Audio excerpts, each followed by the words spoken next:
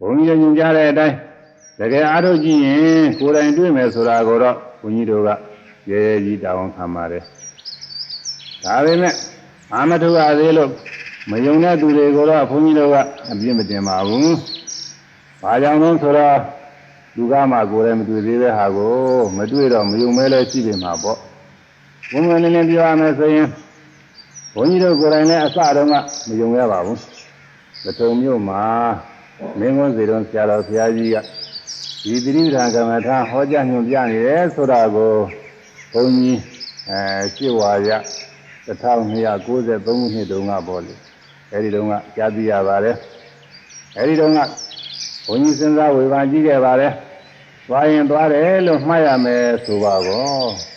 ရရင်လည်းရတယ်ထိုင်ရင်လည်းထိုင်တယ်အိပ်ရင်လည်းအိပ်တယ်လို့မှတ်ရမယ်ဆိုပါတော့ကိုယ်ရင်လည်းကိုယ်တယ်ဆန်းရင်လည်းဆန်းတယ်စားရင်လည်းစားတယ်လို့မှတ်ရမယ်ဆိုပါတော့ယုတ်တရားနာတရားဆိုတဲ့သဘာဝဓမ္မအမြင်လည်းမပါဘူးနေသာဒုက္ခအနတ္တဆိုတာတွေလည်းမပါဘူးတော်တော်ဆန်းတာပဲလို့ဝေဖန်ပြီးတော့မယုံကြည်ပဲရှိနေကြပါတယ်ဆိုပေမဲ့နောက်ထပ်လဲစဉ်းစားဆင်ခြင်မိကြပါတယ်ရာသာထုတ်ပုံကတော့သူ့ဟာဆန်းတော့ဆန်းတာပဲဒါပေမဲ့ဒီမင်းဝန်စီတော်ဆရာတော်ဘုရားကြီးဟာစာရပေတာပဲသူကိုယ်တိုင်ကြာကြာနာနာအထုတ်ပြီးမှဟောတာဆိုတော့ဟုတ်ရှင်လည်းဟုတ်ပေလိမ့်မယ်အဲဒီတော့စမ်းကြည့်ပြီးသုံးချမှတော်လိမ့်မယ်လို့အကြံရလာခဲ့ပါတယ်ဒါနဲ့ဘုန်းကြီးကအစမ်းသဘောနဲ့အဲဒီမင်းဝန်စီတော်ဆရာတော်ဘုရားကြီးဓမ္မကရောက်ပြီးအထုတ်ခဲ့ပါတယ်အဲဒီလိုအထုတ်ကြည့်တဲ့အခါမှာလဲအရက်20ကျော်တလားလောက်အတွင်းမှာတော့ဘုန်းကြီးကတရားအကြောင်းသဘောပေါက်သေးပါဘူးဘယ်သဘောပေါက်မှလဲကောင်းကောင်းမှအားထုတ်သေးတဲ့ဟာကိုအခုဘုန်းကြီးကဓမ္မလာပြီးအားထုတ်ကြတဲ့တရားဓမ္မတွေဟာတချို့ကဘာမှဘုဟုတ္တမရှိကြပါဘူးဒါပေမဲ့သူတို့မှာအားထုတ်လို့5-6ရက်လောက်ဆိုရင်သမာဓိဉာဏ်တွေအတော်တက်ကုန်ပြီယုံနာသဘောတွေအဖြစ်ပြအနိစ္စဒုက္ခအနတ္တသဘောတွေကိုသူတို့တော်တော်သိကုန်ပြီဘုန်းကြီးမှာဖြင့်အဲဒီအာထုခါသတုန်းကဒီလို5-6ရက်မပြောနဲ့တော့ဇလားတော့ကြာတာတော့ဘာမှညာကမတက်သေးဘူးပုံညတာပဲရှိသေးဘာကြောင့်လို့ဆိုရင်ကောင်းကောင်းမယုံလို့ကောင်းကောင်းအာမထုလို့ပါပဲ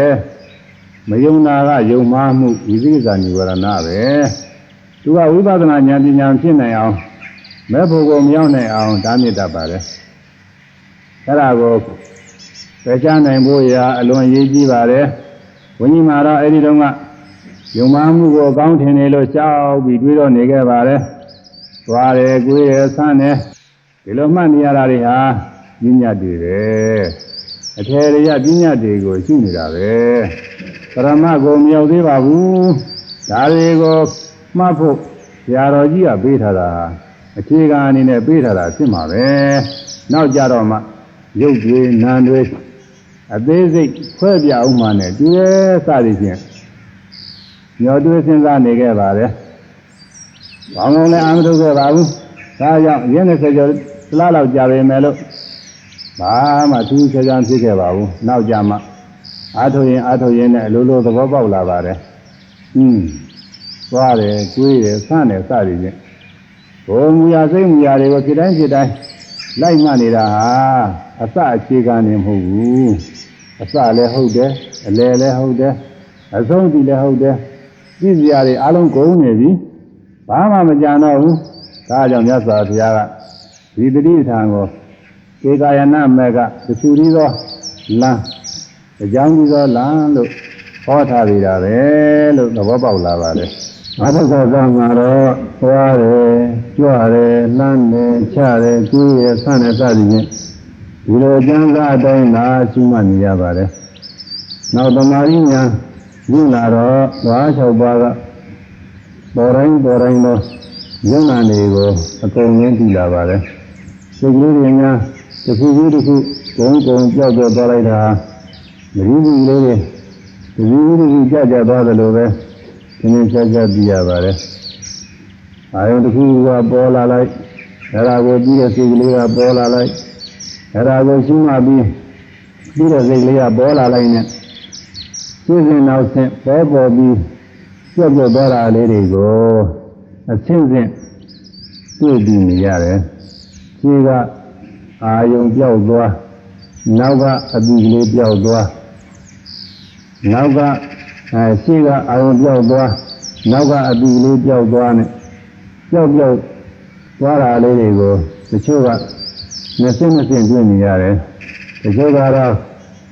30တောင်တွေ့ရပါသေးတယ်အဲဒီလိုကြီးအဆင့်ဆင့်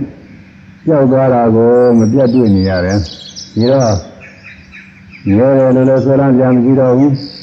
သံသာတယ်ကောင်းတယ်လို့ဆိုလမ်းကြမရှိတော့ဘူးအတ္တကောငါကောင်းလို့ဆိုလမ်းကြမရှိတော့ဘူးဒါမြတ်စွာဘုရားဟောတော်မူတဲ့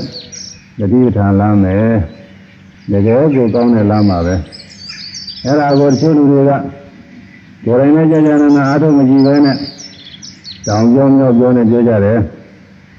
အဲ့ဒါကတော့ခက်တာပါပဲဟိုပုဂ္ဂိုလ်ပြောသလိုလိုဒီပုဂ္ဂိုလ်ပြောသလိုလိုနဲ့သူဟာဒေဇရာစီကြည့်လိုက်တော့